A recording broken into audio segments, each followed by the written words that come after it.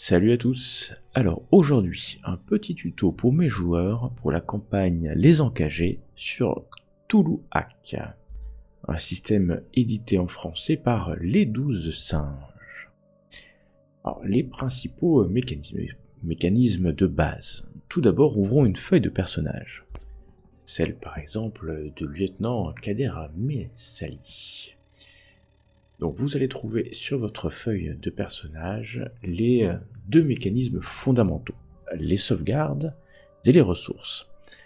Alors les sauvegardes qui sont en haut à droite, donc la force, la sagesse, la dextérité, l'intelligence, constitution, charisme. C'est une sauvegarde, c'est sur 20. Et pour tester une sauvegarde, lorsqu'on est opposé à une menace, on va tester une sauvegarde et on va lancer tout simplement un dé de 20. Vous pouvez tester de manière normale un dé de 20, avec avantage, avec des avantages, ou avec un double désavantage ou un double avantage. La différence va être que, au lieu de lancer un dé de 20 et de vérifier si on a réussi, alors pour réussir, c'est très simple, il faut faire strictement moins que le niveau de sauvegarde. Donc là vous avez vu, en sagesse, en sauvegarde de sagesse, le personnage a 13, j'ai fait 13 sur le dé de 20, c'est supérieur ou égal et donc c'est un échec. Donc par exemple je vais tester un sauvegarde d'intelligence, cette fois-ci on va essayer que ce soit... Ah mais c'est encore un échec parce que j'ai 13. Et cette fois-ci encore, testons la constitution, et cette fois-ci sur un 6, c'est un succès. Donc si je fais avec avantage, en fait ça va lancer 2 des 2 20 et prendre le plus faible des deux, donc là ça va prendre 4. Et si je le fais avec un désavantage, et ben c'est l'inverse, ça va lancer 2 dés et prendre le plus haut des dés. Nous allons faire des jets de sauvegarde en phase d'une menace, donc c'est pas systématique. Si une action doit réussir, elle réussit, et donc c'est dans des cas de stress ou des menaces particulières. Là, le deuxième mécanisme est le mécanisme de ressources. Alors les ressources, vous les avez ici. Dans le système Toulouhac de base, il y a la torche. Donc c'est la capacité de fouiller, d'agir physiquement pour obtenir des preuves par exemple. Vous avez le bagou, là on va parler de capacité sociale pour discuter, interroger, le charisme. Nous avons ensuite le respect qui est spécifique à la campagne des Encagés. Le respect, c'est la capacité, la crédibilité des PJ vis-à-vis de leur hiérarchie, leur capacité à obtenir par exemple des résultats d'analyse ou des autopsies plus rapidement. Vous avez une autre ressource qui s'appelle les dés de vie. Donc Toulouhac, on peut soit utiliser des dés de vie, soit utiliser des points de vie. Nous on va utiliser des dés de vie. Et la santé mentale, qui est votre capacité à ne pas être choqué par des événements traumatisants ou horribles. Donc les ressources, contrairement aux sauvegardes qui se testent face à une menace, les ressources, on va les vérifier. Dans tous les cas, à chaque fois qu'on va utiliser une ressource, pour chercher un indice par exemple, dans tous les cas, le personnage obtiendra l'information qu'il recherche. Alors si ça existe, bien entendu, et si c'est crédible que ça puisse être trouvé par un test par exemple de torche. Et ensuite, après avoir eu l'information ou l'indice, on va vérifier la ressource. Donc le personnage, le joueur plutôt, jettera un jet de dés correspondant à sa valeur dans la ressource à vérifier. Imaginons par exemple que nous ayons à tester la relation avec la hiérarchie, ça sera sur le respect. Ben pour le tester, le joueur va lancer un dé de 6, et s'il fait 1 ou 2, ben il perdra un dé dans la ressource. Donc ça va finalement représenter l'usure de ces ressources. Plus il va utiliser des ressources, plus il a de chances de diminuer en ressources, jusqu'à ce que le dernier dé disparaisse. Donc ça va de dé de 12 à dé de 4, et dès qu'on a plus de dé de 4, on a finalement épuisé la ressource, que ce soit le bagou, la torche, le respect ou la vie. Donc là ça voudra dire qu'on est dans un cas particulier où on va être hors jeu, ou la santé mentale, que je vais d'ailleurs expliquer tout de suite. La santé mentale est une ressource un peu particulière, donc elle va être testée, vérifiée à chaque fois que le personnage va être confronté à une situation stressante, extrêmement stressante ou horrifique. Et à chaque test, il est possible de rentrer en choc. Donc il suffit de faire 1 ou 2 sur son jet de santé mentale pour rentrer dans un état de choc. Donc le choc, c'est finalement un jet, et voilà, par exemple, il y aura une condition, et qui est le personnage crie. Voilà, une condition qui a été rajoutée au personnage, puisque on va considérer qu'il a échoué à sa vérification, il a fait 1 ou 2 sur un test de santé mentale. Quand le personnage arrivera à 1 dé de 4, donc vraiment très bas en santé mentale, à ce moment-là, à chaque fois qu'il fera 1 ou 2 sur son dernier dé de 4, il gagnera une folie passagère. Donc c'est pareil, il y a une table, et puis avec une condition, un délire par exemple, qui va durer un certain nombre de temps. Donc c'est spécifique, hein, la santé mentale au système Cthulhu Act. Le dé de vie, c'est de la même façon, on va tester une ressource à chaque fois que le personnage prendra des dégâts par exemple, soit en chutant, soit s'il y a un affrontement physique, une confrontation physique avec un PNJ, et quand il restera plus que 1 dé de 4, et qu'il passera donc il fera 1 ou 2 alors qu'il restera que 1 dé de 4, et le personnage devra tirer un jet sur la table des hors-jeux, qui peut être embêtant, comme une mort instantanée, mais ça peut être bien moins grave, bien entendu. Pour finir sur le haut de la feuille de personnage, vous aurez aussi la capacité de faire des dégâts quand votre personnage est armé, dégâts armés, avec avantage ou désavantage à chaque fois, ou des dégâts sans arme, au corps à corps, à main nue. L'équipement se trouve dans l'onglet équipement, avec l'arme de dotation, des menottes ou tout autre équipement que vous pourrez récupérer tout au long de la campagne. Les conditions, on l'a vu, si vous êtes hors jeu, atteint d'un choc ou d'une folie passagère. Des notes, si vous voulez prendre des notes, et un onglet capacité spéciale. Les capacités spéciales, ce sont des capacités que vous acquérerez au fur et à mesure de la campagne en fonction de l'expérience que vous allez acquérir. À des moments clés, vous pourrez à la fois prendre des nouvelles capacités, sélectionner dans la feuille de personnage des capacités que vous n'aviez pas, et vous aurez aussi des augmentations de vos scores de sauvegarde. Donc force, dextérité, constitution, sagesse, intelligence ou charisme, ou parfois même d'une ressource.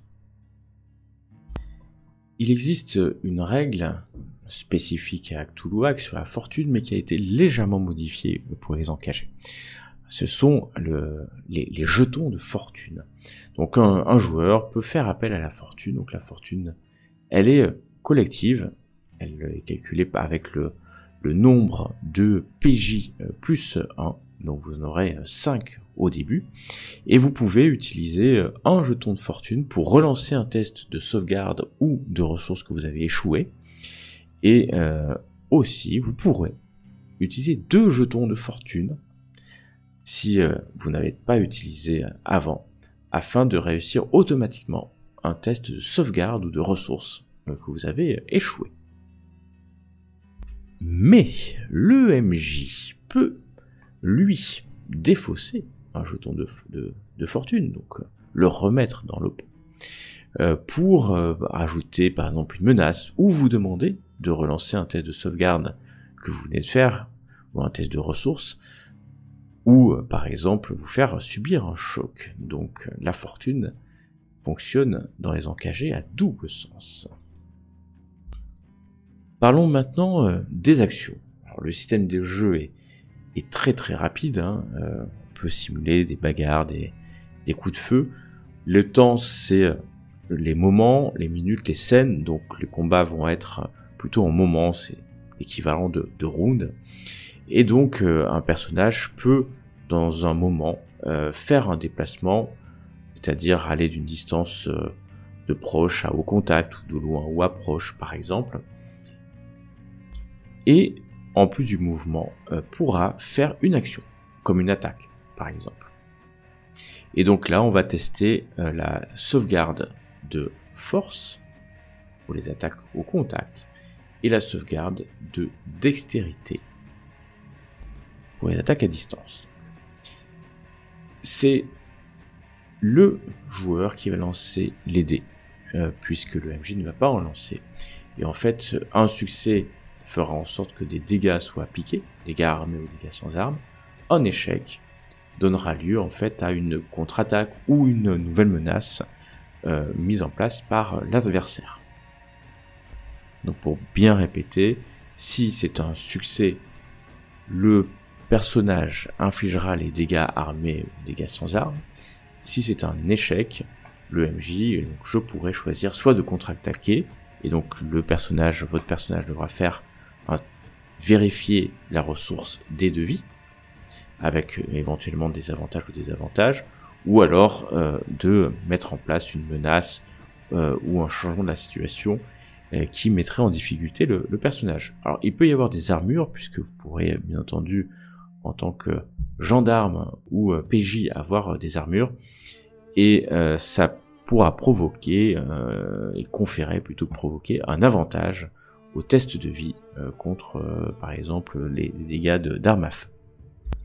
Mais me direz-vous comment faire quand on a finalement des ressources qui diminuent? Comment regagne-t-on des ressources? Alors,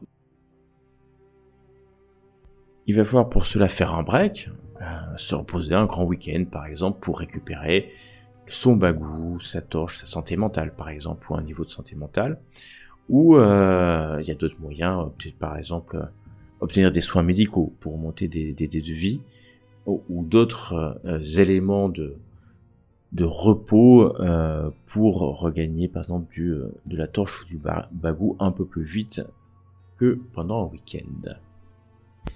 Et pour finir sur les règles spécifiques à Toulouse Hack pour les encagés, vous aurez les analyses de la police scientifique. Donc règles spécifiques, vous allez pouvoir demander en consacrant du temps donc, de faire des demandes d'analyse. Alors par matinée c'est une demande d'analyse, si vous faites une après-midi entière, vous pouvez faire 2 demandes d'analyse, une soirée, une demande d'analyse. Et chaque demande d'analyse va passer par 3 étapes. La première étape, c'est le temps d'attente, le temps que le délai pour que la requête atterrisse au bon endroit, dans le bon service. Le temps de travail, c'est le deuxième paramètre. Ça, c'est la durée de l'analyse, qui est plus ou moins longue en fonction des activités qui vont être demandées. Et le dernier, c'est le temps de transmission. C'est-à-dire qu'une fois que les conclusions ont été faites par les techniciens, il va falloir un peu de temps pour que ça arrive à nouveau sur votre bureau. Donc en fonction du type d'analyse, bien entendu, les délais vont être légèrement modifiés. Vous pouvez, en tant que PJ, accélérer certaines phases. Le temps d'attente. Au début, ça sera sur une sauvegarde de charisme ou d'intelligence en fonction de l'analyse, et surtout des personnes qui vont analyser. Le temps de travail, par contre, est incompressible. Le temps de transmission, lui, peut être réduit par un test de respect. Bien entendu, meilleur est le résultat pour la sauvegarde, mieux cela sera. Et pour le respect, il vaut mieux éviter d'épuiser sa ressource respect. Il faut savoir que à chaque fois que vous allez essayer de faire accélérer les choses, la pression va augmenter chez les techniciens jusqu'à peut-être céder. Et donc il faut utiliser la réduction du temps d'attente ou du temps de transmission avec parcimonie. Donc voilà, avec ces règles-là, vous pouvez jouer directement sur Foundry VTT Tuluak. Maintenant, je vais passer sur une partie plus MJ pour expliquer comment se paramètre la table pour les MJ. Alors déjà, comme d'habitude, sur Foundry, vous pouvez aller dans la configuration des options sur système de jeu et vous allez voir que vous pouvez configurer un certain nombre de paramètres. Donc l'option fortune peut être désactivée si vous ne voulez pas l'utiliser. Donc dans les règles de Tuluak, il y a la notion d'adrénaline. Donc l'adrénaline, je vais le montrer. Ça fonctionne comme ça, c'est-à-dire que les PJ, les investigateurs au sein de Tuluak, en ont 2 au début. Et ça permet à un joueur qui doit tester sa santé mentale de pouvoir faire monter l'adrénaline. Alors le test de santé mentale réussit automatiquement, et puis l'investigateur aura un bonus de +1 à sa prochaine sauvegarde pour chaque jeton qu'il va utiliser. Mais en contrepartie, le MJ peut à tout moment retourner un jeton, et puis à ce moment-là, faire relancer un test de sauvegarde au PJ, ou rajouter une menace. Donc c'est un peu une utilisation comme dans les encagés, c'est avec les points de fortune, le MJ peut les utiliser dans un sens ou dans l'autre, dans un sens positif, ou lui les utiliser pour ajouter des menaces ou augmenter la difficulté. Donc le système gère les jetons d'adresse. Vous pouvez aussi, au lieu d'utiliser les dés de vie en tant que ressources, vous pouvez les utiliser avec des points de vie, voilà, de façon plus classique. Et donc vous verrez plutôt des points de vie qui vont apparaître en fonction des dégâts diminués. Hop, et ensuite il va y avoir la richesse en tant que ressource. Donc, vous pouvez l'utiliser.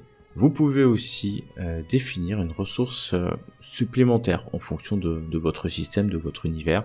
Là par exemple dans les zones KG, on a utilisé le respect. Et donc vous pouvez le renommer comme vous voulez, bien entendu. Donc avec ça, vous paramétrez les critères essentiels de vos tables de jeu. Alors je peux rajouter aussi dans l'équipement, donc Tuluak, souvent il est lié avec un dé de matériel. Donc à chaque fois qu'on va utiliser le matériel, on va finalement tester ce matériel-là. Et donc ça fonctionne de la même façon. On va pouvoir tester ce matériel et faire diminuer le niveau du matériel si vous utilisez cette règle-là. Concernant les tables de choc, de folie passagère ou de hors-jeu, donc elles sont disponibles dans le système directement via des tables Foundry. Vous pouvez les modifier bien entendu à votre convenance en allant modifier les tables. Notez bien que les conditions peuvent se... je vais relancer ici. Les conditions peuvent se drag and dropper pour le MJ directement. Et il y a l'heure à laquelle la condition a été faite. Ça peut servir parce que les conditions peuvent s'arrêter.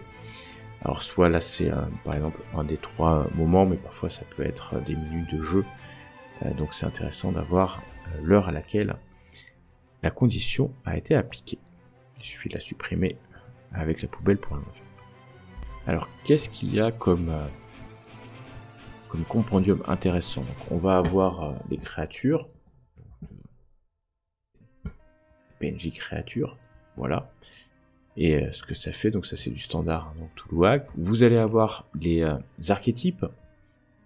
Donc les joueurs vont pouvoir sélectionner des archétypes avec des capacités spéciales. Vous retrouverez les capacités spéciales aussi dans le compendium, la liste de toutes les capacités spéciales. Donc là, il n'y a que à faire du drag and drop sur les feuilles de personnages pour créer votre personnage. Donc avec les prix de tirer, les archétypes, je peux vous montrer par exemple un test. Je vais aller sur une feuille de personnage, voilà, test, et puis je vais lui rajouter l'archétype aventurier, voilà. Et puis je vais lui rajouter simplement des capacités spéciales. Donc il peut aussi y avoir des armes spéciales, hop, fusil sniper, pistolet. Donc avec du simple drag and drop, vous pouvez créer un personnage sur mesure. Vous avez les choses de base disponibles dans les compendiums quand vous téléchargez le système Cthulhuac, mais dans Foundry, il y a toujours la possibilité de créer des objets, de toutes sortes, par exemple des armes, des attaques, des nouveaux archétypes, des nouvelles capacités, par exemple des définitions. Donc ça, vous pouvez créer par exemple un nouveau archétype, après, je sais pas, dilettante, par exemple. Et puis voilà, vous allez pouvoir le populer et ensuite le drag and dropper sur un personnage. Donc ça, très pratique de pouvoir créer tous ces objets. En conclusion, donc le système est complet, hein. Le système disponible sur Foundry est complet pour pouvoir jouer instantanément avec les compendiums, les feuilles de personnages et l'automatisation des jets de dés. Alors bien entendu, vu la simplicité du système, il n'y a pas tout un tas d'automatisation de combat, hein, ça ne nécessite pas. Mais vous pouvez en quelques minutes monter une table et lancer votre partie. À bientôt!